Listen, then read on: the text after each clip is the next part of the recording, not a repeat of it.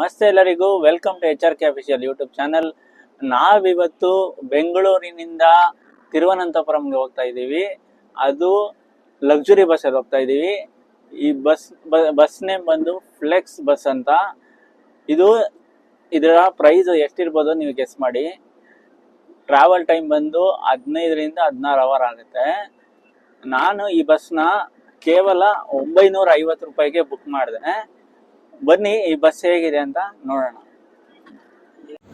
ಇದೇ ನಮ್ಮ bus, flexi bus ಅಂತ. ಇವಾಗ ಹೊಸ ಬಸ್ಸು, 1.5 ವರ್ಷ ಆಗಿದೆ ಬಂದು. ಇದೇ ನಮ್ಮ ಸೀಟು ನೋಡಿ. ವಾಟರ್ ಬಾಟಲ್ ಎಲ್ಲ ಕೊಟ್ಟಿದ್ದಾರೆ, ಬೆಡ್ಶೀಟ್ ಇದೆ, ಪಿಲ್ಲೋ ಎಲ್ಲ ಕೊಟ್ಟಿದ್ದಾರೆ. ಎಲ್ಲ ತುಂಬ ಚೆನ್ನಾಗಿದೆ, ನೀಟಾಗಿದೆ ನೋಡಿ ಇಲ್ಲೆಲ್ಲ. ನಾವೀಗ ತಿರುವನಂತಪುರಂ ಬಂದಿದ್ದೀವಿ. ಟೈಮ್ ಇವಾಗ ಎಕ್ಸಾಕ್ಟಾಗಿ 7:15. 8 ಗಂಟೆಗೆ ಬರ್ತೀನಿ ಅಂತ ಹೇಳಿದ್ರು. ಹಾಫ್ ಆನ್ ಅವರ್ ಜಲ್ದಿ ಕರ್ಕೊಂಡು ಬಂದಿದ್ದಾರೆ ನೋಡಿ. ನಾವಿಲ್ಲಿಂದ ಆಟೋದಲ್ಲಿ ಹೋಗ್ತಾ ಇದ್ದೀವಿ ನೋಡಿ. ಇವಾಗ ನಾವು ದೇವಸ್ಥಾನ ಬನ್ನಿ ಹೋಗೋಣ. 4 ಗೇಟ್ ಇರುತ್ತೆ, ನಾರ್ತು, ಈಸ್ಟು, ಸೌತ್, ವೆಸ್ಟು ಅಂತ. ನಾವು ಈಸ್ಟ್ ಗೇಟ್ ಹತ್ರ ಬಂದಿದ್ದೀವಿ, ನೀವು ನೋಡ್ತಾ ಇರ್ಬೋದು ನೋಡಿ. ಇದೆ ಗೋಪುರ.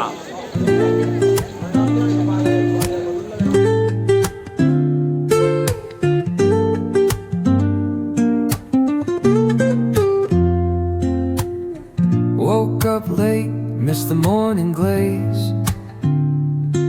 but the sunlight hits in so many ways.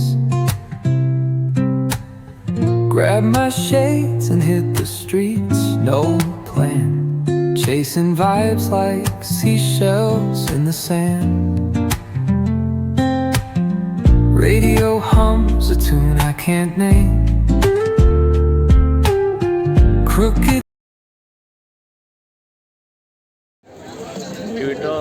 Chappal stand ಎಲ್ಲ ಚಪ್ಪಲ್ ನೋಡಿ. ಇದೆ ವಾಶ್ರೂಮು, ಫ್ರೆಶ್ ಅಪ್ ಆಗೋಕ್ಕೆ.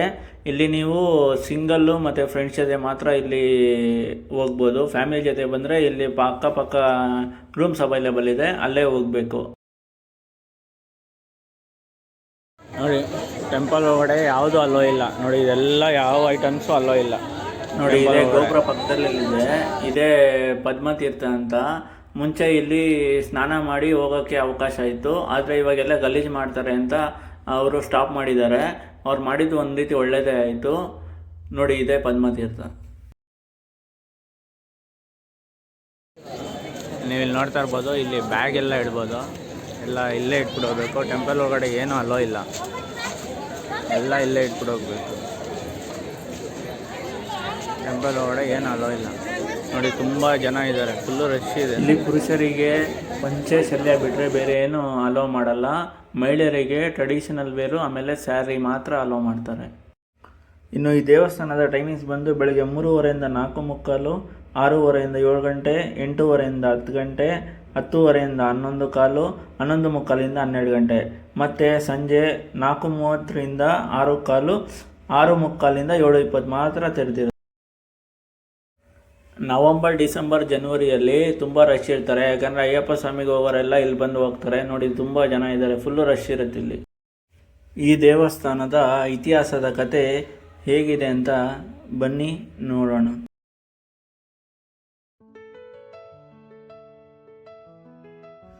ಅನಂತ ಕ್ಷೀರಸಾಗರದ ಮೇಲೆ, ಶೇಷನಾಗನ ಮೇಲೆ ವಿಶ್ರಾಂತಿಯಾಗಿರುವ ಪರಮಾತ್ಮ ವಿಷ್ಣುವೇ ಶ್ರೀ ಪದ್ಮನಾಭ ಸ್ವಾಮಿ.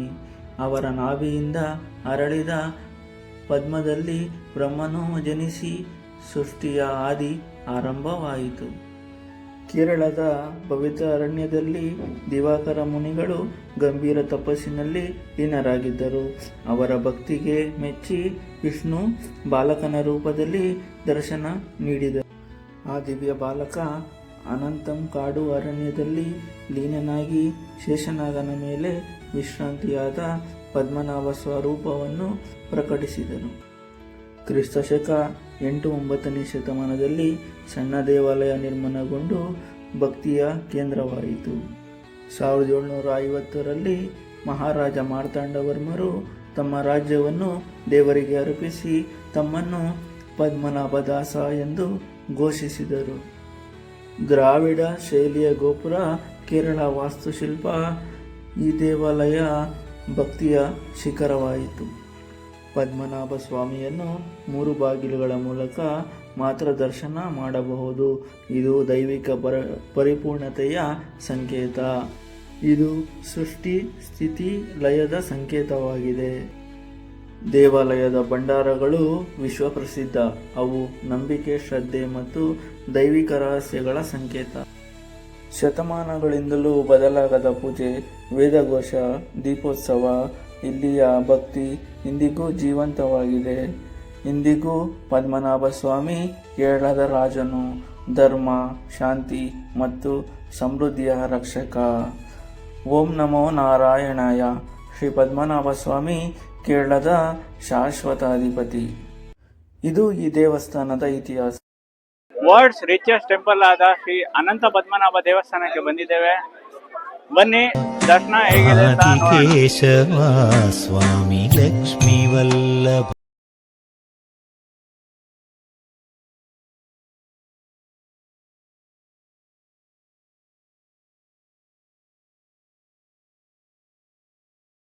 ನಾವು 9 ಗಂಟೆಗೆ ದರ್ಶನಕ್ಕೆ ಹೋಗಿದ್ದು, 3 ಅವರ್ ಆಯಿತು.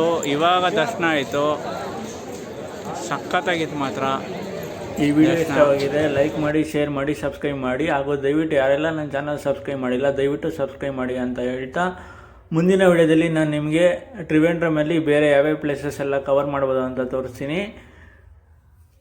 ಮುಂದಿನ ವಿಡಿಯೋದಲ್ಲಿ ಸಿಗೋವರೆಗೂ ಟಾಟಾ, ಬಾಯ್ ಬಾಯ್.